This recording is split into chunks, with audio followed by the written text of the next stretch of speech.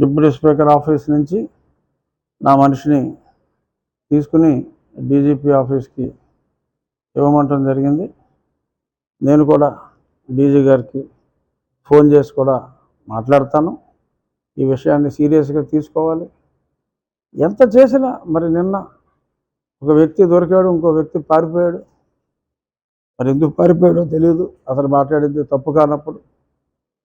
అన్నిటికన్నా ఆశ్చర్యకరమైన విషయం, మరి సాక్షి యాజమాన్యం కూడా రన్ చేసేది ఒక మహిళే. మరి భారతిరెడ్డి గారు నాకు బాగా తెలుసు. So no comments against her personally, but ఒక మహిళగా మరి ఒక పెద్ద ఛానల్ని, న్యూస్ పేపర్ని నడుపుతున్నప్పుడు ఖండించకపోగా మరి అరెస్టు చేయటాన్ని నిరసించటం మరి సముచితంగా లేదు.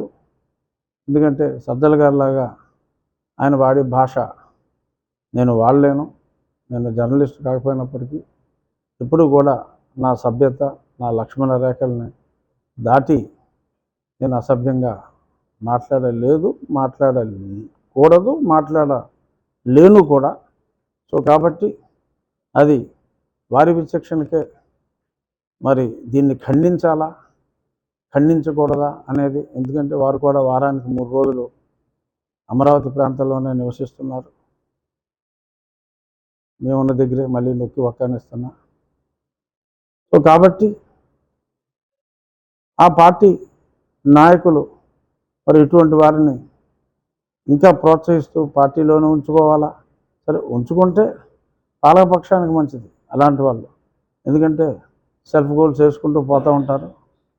దానికి మనమేమి రాజకీయాల్లో ఆత్మహత్యలు తప్పితే హత్యలు ఉండవని చెప్పి నేను గతంలో కూడా ఎన్నోసార్లు చెప్పడం జరిగింది. ఓకే, వాళ్ళు ఆత్మహత్య చేసుకుంటే అది వాళ్ళ ఇష్టం. కానీ ఇంతమందిని శోభ పెడుతూ అనరాని మాటలు అంటే మరి మనకి రాజ్యాంగం అని ఒకటి ఉంది.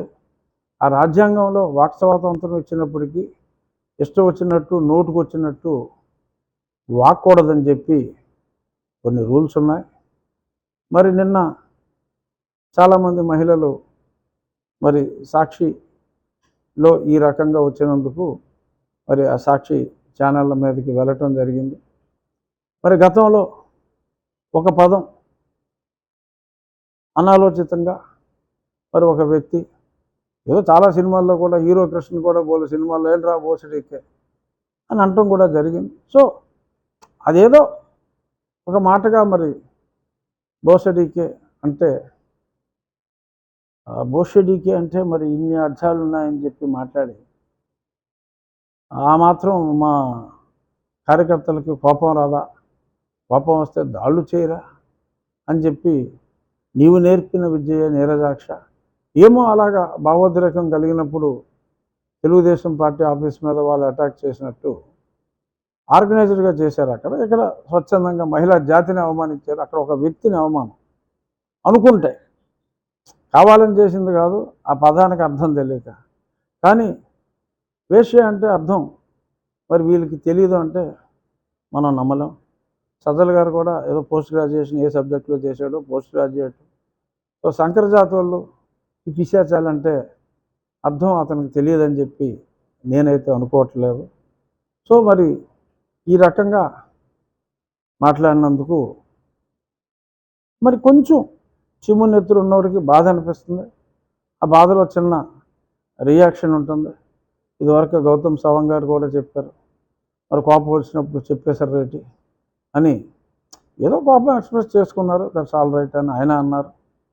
మరి జగన్మోహన్ రెడ్డి గారు కూడా భావోద్రేకానికి నన్ను ఇలా అన్నందుకు భావోద్రేకానికి గురయ్యి వేరే వాళ్ళు ఇలా చేశారని ఆయన చెప్పినప్పుడు డైరెక్ట్గా మూకుమ్మడిగా ఒక సమాజాన్ని అన్నప్పుడు మరి ఆయనకైనా చీమోనెత్తురు ఉన్నది, ఆయన అభిమానులకైనా చీమోనెత్తురు ఉన్నది, మాకు లేవా?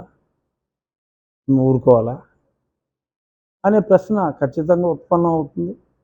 ఏదేమైనా చిన్న ఎబరేషన్ అయినప్పటికీ కూడా ఇది నీవు నేర్పిన విద్యయే నీరజాక్ష అని సవినయంగా వెడుగూరు సందింటి జగన్మోహన్ రెడ్డి గారికి, సజ్జల రామకృష్ణారెడ్డి గారికి ప్రజలందరి మనోవేదనని తెలియజేస్తూ, మనోవేదనను అనుభవిస్తూ ఖాళీగా కూర్చుంటానికి ఇక్కడ ఎవరూ లేరు ఇక్కడ. సో ఖచ్చితంగా ఈ కంప్లైంట్ మీద కూడా చర్యలు ఉంటాయి. సజ్జల రామకృష్ణారెడ్డి గారి మీద కూడా తప్పకుండా చర్యలు ఉంటాయి. చర్యలు తీసుకోకపోతే సమాజం హర్షించదు. డెఫినెట్గా వారిలో మార్పు వస్తుందా రాదా అన్నది వారిష్టం. మళ్ళీ పైగా అక్కడ ఒక్కలో వార్నింగ్లు ఇంతకింత ఉంటుంది రే అంట. మరేంటో అదేంటో ఇదెంతో అలా చూపెట్టేది ఎంతో. సరే చూసుకుందామమ్మా. అది చూసుకుంటానికి మా ప్రజలందరూ కూడా రెడీగానే ఉన్నాం. మీరు ప్రకాష్ రాజ్ గారు ఏదో సినిమాలో చెప్పినట్టు పోకిరి నిన్నే ఫ్లైట్లో కూడా కలిసి కూర్చున్నాం. ఈ డైలాగ్ గురించే మాట్లాడుకున్నాం, గిల్లితే గిల్లించుకోవాలని. అలాగా నువ్వు ఆ సినిమాలో పోకిరిలో ప్రకాష్ రాజ్ అయితే మేమందరం మహేష్ రా అని చెప్తూ ఏమైనా ప్రశ్నలు ఉంటే అడగండి.